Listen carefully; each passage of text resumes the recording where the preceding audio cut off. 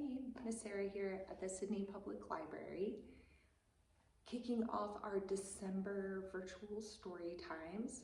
Today I will be reading The Winter Train by Susanna Isern and Esther Garcia.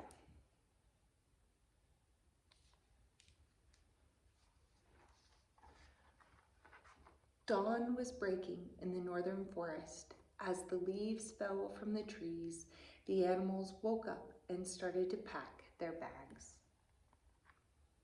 "Help! I can't find my toothbrush," said Wildcat worriedly. "I need another suitcase. Can anyone lend me one?" said Deer, who was quite vain. "Don't forget to turn off the light, Rabbit. Last year it was on for more than 6 months," said Badger.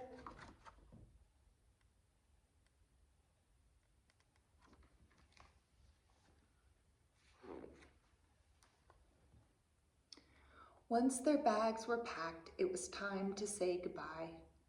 "Don't worry about me," said White Owl. "Someone's got to stay behind and look after the forest.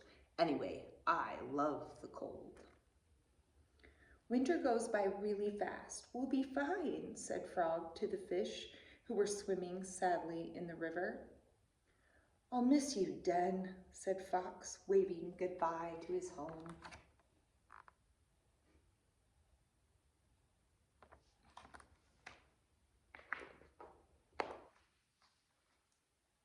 At midday, they all met at the foot of the oldest tree. That's where the train stopped. "Every time we leave the northern forest, I feel homesick," says Partridge. "And when we leave the southern forest, we feel exactly the same," said Hedgehog. "Hang on, wait, don't leave me here," yelled Tortoise, who was the last to arrive, as usual.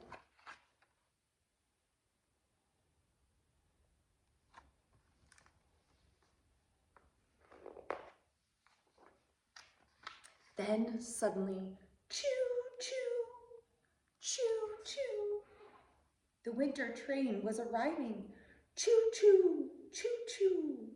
As it did every year at this time, it would take the animals from the northern forest to the southern forest, where they could spend the cold months in a warmer climate.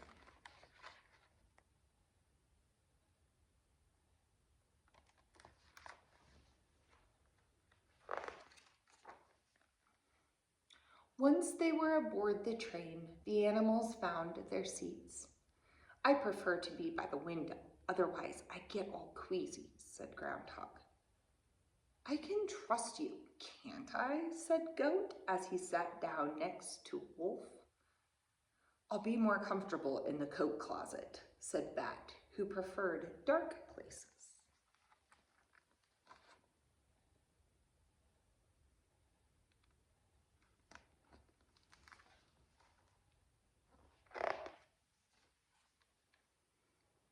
And so the winter train chugged toward the south.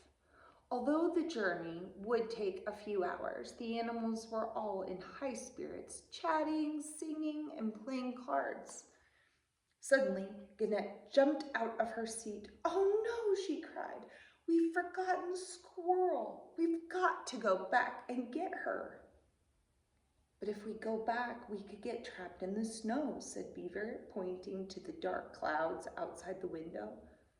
"We can't leave Squirrel behind. She can't stand the cold," said Ferret.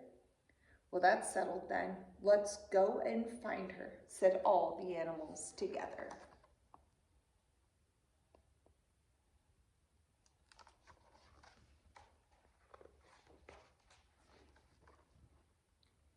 The conductor brought the train to a halt and turned back.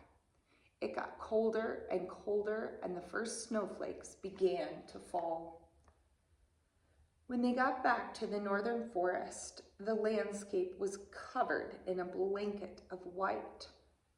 Gannett jumped off the train and bounced through the snow towards Squirrel's house.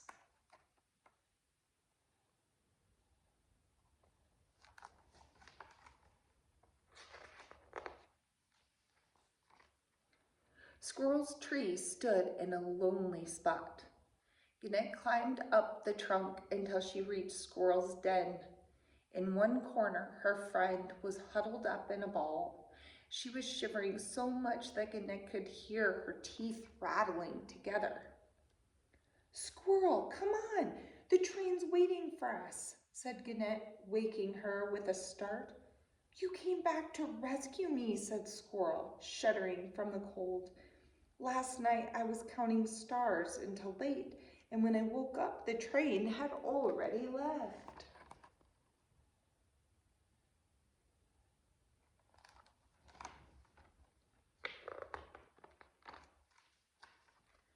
Gannett and Squirrel ran back to the train.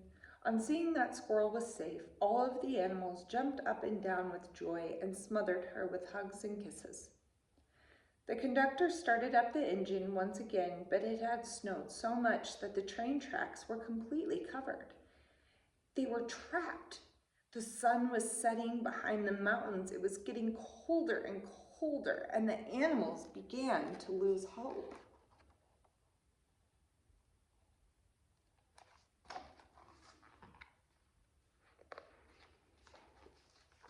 After thinking for a while, Bear had a good idea. "Let's try to clear the snow off of the tracks. We can do it if we work together." And so the animals jumped down from the train and began to clear away the snow. Bear shoveled great clumps with his huge claws, while the smallest animals cleaned off the rest with their paws and wings. Soon there was no snow left on the rails.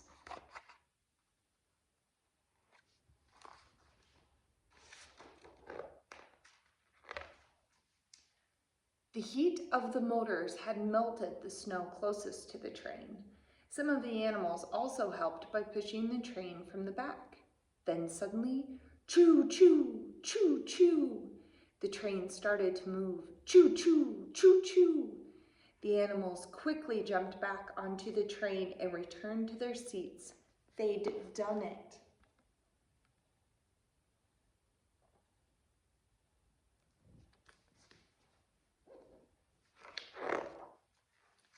Night fell over the northern forest as the snow covered the trees. Squirrel was still curled up trying to get warm under Eagle's huge wings. The animals smiled, satisfied. Some of them were holding paws, while others were fast asleep, snoring quietly. Meanwhile, the winter train chugged through the dark, dark night, through the freezing air, toward the promise of the southern forest.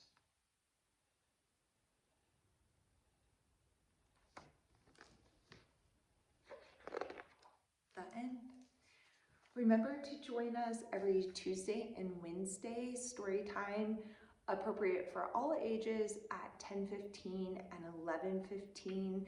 If you would like any of the handouts that I usually hand out if you're here, if you're able to stop by the library, we can definitely get you one to send home if you're looking for some songs, activities, or a coloring sheet.